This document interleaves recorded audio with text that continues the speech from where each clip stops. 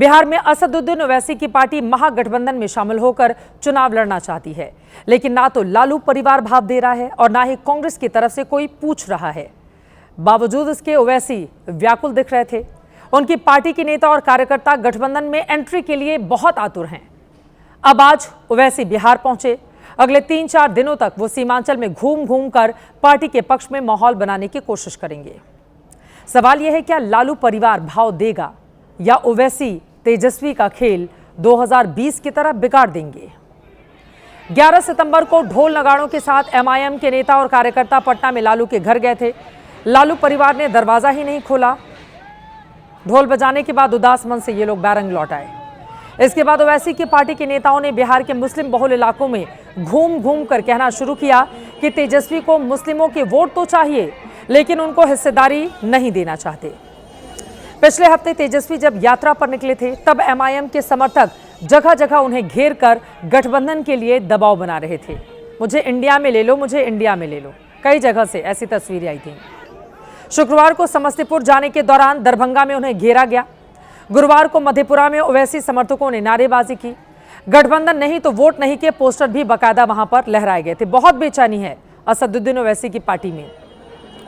दरभंगा से समस्तीपुर जाने के दौरान बिरौल में एमआईएम के कार्यकर्ता बड़ी संख्या में पोस्टर होर्डिंग लेकर पहुंच गए। तेजस्वी के सामने आकर प्रदर्शन करने लगे, नारेबाजी की। गाड़ी को घेरने तक की कोशिश हुई। तेजस्वी ने न ध्यान दिया न उन्हें भाव दिया। उल्टे आरजेडी कार्यकर्ताओं के साथ एमआईएम समर्थकों की धक्का मुक्की हो गई, मारपीट तक हो गई। इस मामले में एमआईएम कार्यकर्ता तेजस्वी के खिलाफ केस दर्ज करने की मांग कर रहे हैं।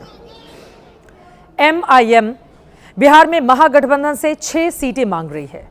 ये वादा कर रही है कि सरकार बनी तो मंत्री का पद भी नहीं लेंगे, लेकिन सरकार बनने पर सीमांचल विकास बोर्ड का गठन होना चाहिए, लेकिन कोई इसके लिए तैयार नहीं हो रहा।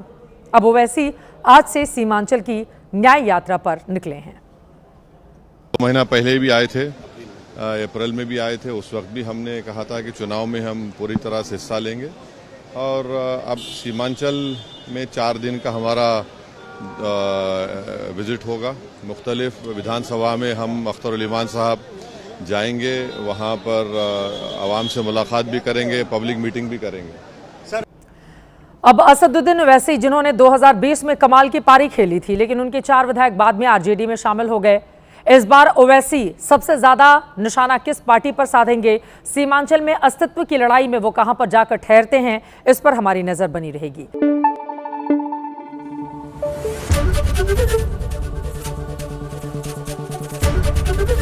एबीपी न्यूज आपको रखे आगे।